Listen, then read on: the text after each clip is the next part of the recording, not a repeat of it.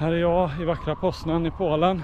Jag tänkte snacka lite om min klocka och varför jag valde den jag valde. Och vill du veta varför jag valde just den klockan jag valde och varför jag befinner mig i Poznan i Polen, så häng med så ska jag berätta.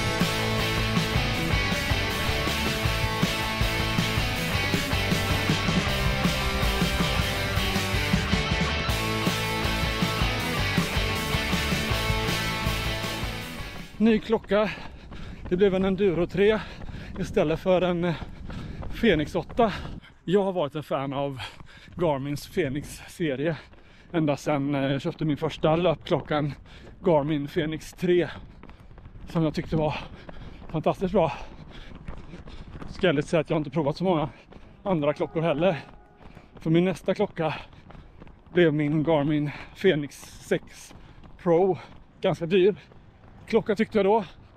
Men med Garmin Fenix 8 och Enduro-serien så har Garmin slagit nya rekord i vad en klocka får kosta egentligen. Så varför valde jag då att gå ifrån Fenix-serien till Enduro-serien? Det är egentligen en prioritering. Batteritid. Enduro 3 har ju en imponerande batteritid. Beroende på soltillgången så har den uppemot 90 dagar batteritid i full smart klockeläge. Och i teorin oändligt batteritid om man kör i batterisparläge. Även med GPSen på så är den en rejäl batteritid på flera dygn. Och med en powerbank så kan man nog springa nästan hur långt som helst. Sen är den väldigt lik Fenix 8-serien. Det är samma mjukvara i denna som det är i Fenix 8. Och Fenix 8 har ju AMOLED-skärmen. Väldigt snygg skärm, men den drar ju mycket batteri också. Det får man räkna med. Jag gör inte ofta videos om detaljer i prylarna. Det finns andra som gör det bättre än mig. Så om du har en full recension av klockan och vet allt tekniskt den klarar av, så kan jag bara rekommendera andra bättre youtubers än mig. Till exempel DC Rainmaker och Chase the Summit har gjort jättebra recensioner av både Fenix 8-varianterna och Enduro 3. Men några saker som jag tycker är väldigt trevliga jämfört med Fenix 6 som jag hade innan är till exempel ficklampan. En fantastisk funktion som man använder mycket mer än vad jag trodde. Mycket smidigare än att plocka fram mobiltelefonen och tända ficklampan på den. En annan sak, som är en jätteliten detalj men som jag frågat efter länge, det är att om man råkar trycka på varvknappen, då kan man nu trycka och ångra det valet. Även touchfunktionen är trevlig, framförallt i kartläget är det där jag känner att jag har nytta av den. Nu har jag inte provat att springa några långa runder på ny karta än. Det här är ju lite av ett prov för den i och för sig, för nu springer jag ibland ställen jag inte känner till. Kan jag springa här någonstans tror jag? Ja, det kan jag. Jag kan springa överallt som heter Martin Ullland.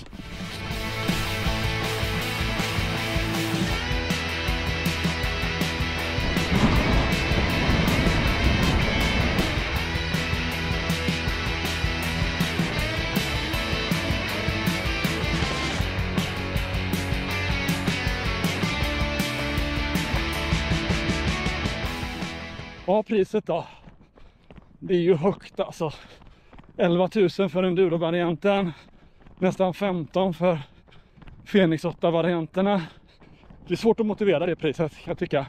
Samtidigt som ja, jag har pengarna att spendera. Så varför inte? Jag har ju en tendens att hoppa över varannan modell. Har man haft en Fenix 7 Pro kanske det inte är läge att byta upp till 8 och köpa varje modell. Det går liksom inte för de här priserna, men att någon gång då unna sig tycker jag man kan vara värd. Eftersom jag valt Enduro 3-varianten som har i stort sett samma MIPS-skärm som min gamla Fenix 6 med lite skillnader med touch och sådär, så är det inte revolutionerande det nya interfacet, men jag tycker det är rätt trevlig utveckling de har gjort, även om det inte är några stora steg de tar framåt. Men lite små kvalitetsförbättringar som jag tycker är trevliga. Sen är det naturligtvis att vissa saker som man inte kommer nytt överens med. Jag tycker det är lite många tryck för att komma åt en aktivitet och lite för mycket fokus på vanliga appar och andra grejer som jag kanske inte är lika intresserad av. Men ja, jag antar att man är olika där. Ja, som ni hör, jag kan varken rekommendera eller fördöma att köpa enduro-trean. Tror du att den passar dig så som den passar mig, så absolut. Och om du har pengarna att spendera framförallt. Tycker ingen ska ruinera sig på en löparklocka, för det går inte att komma ifrån att det är en dyr pryl. Men också en ganska rolig leksak. Ja, med det sagt, stort tack för att du tittar. Och extra stort tack till dig som prenumererar. Prenumererar du inte så hittar du knappen här nere för att följa resan mot Kullamannen, 100 miles. Närmar mig, när jag spelar in det här, 80 prenumeranter. Hade varit väldigt roligt att komma över 100 innan Kullamannen och veta att jag har 100 personer med mig på resan runt 100 miles. Ett försök på min längsta distans någonsin. Och med er hjälp så vet jag att jag kommer runt det utan problem. Så med det sagt så nu kör vi!